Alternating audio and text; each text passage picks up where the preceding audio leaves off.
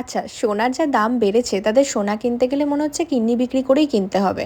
যাই হোক, আজকে আমি তোমাদের সাথে কয়েকটা জিনিস শেয়ার করব যেগুলো সোনার মতোই দেখতে কিন্তু সোনা নয়। মানে এই উপপাদ্যটা তো পড়েছিলাম ফিলোসফিতে, বাট সত্যি কথা সোনা তো নয় কিন্তু দেখতে দেখো একদম সোনার মতন, দেখতে দারুণ। আচ্ছা, কোনটা কোথায় থেকে কিনেছি সেটা তো আমি তোমাদেরকে ঠিকভাবে বলতে পারবো না, বাট হ্যাঁ তোমাদেরকে দেখিয়ে দিচ্ছি। আর তোমাদের যদি কারোর লিঙ্ক লাগে তাহলে তোমরা আমাকে বলো, আমি চেষ্টা করব লিঙ্কটা প্রোভাইড করার। দেখো, প্রত্যেকটা জিনিসই যে আমি অনলাইনে কিনেছি তা কিন্তু নয়, তাই লিঙ্ক প্রোভাইড করাটা একটুখানি ডিফিকাল্ট। বাট এই যে এটা দেখছো, যেটা আগে দেখালাম, ওটা তো আমি একজনের কাছ থেকে অনলাইনে বানিয়েছিলাম।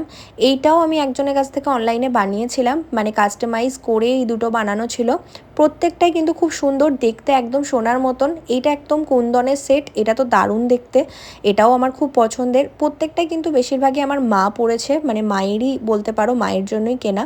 একমাত্র এই চোকারটা আমি কিনেছিলাম মানে দুদিন আগে, কয়েকদিন আগে বলতে পারো। এইটাও একটা সীতাহার টাইপসের, যেটার হারটা মানে এক্সচেঞ্জ করা যায়, লাগানো যায়, তো সেই জন্য খোলা আছে।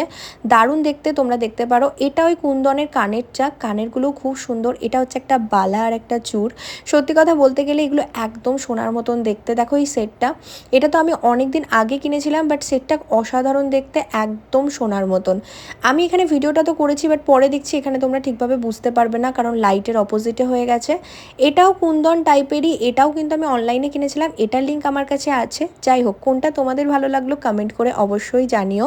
ভালো লাগলে লাইক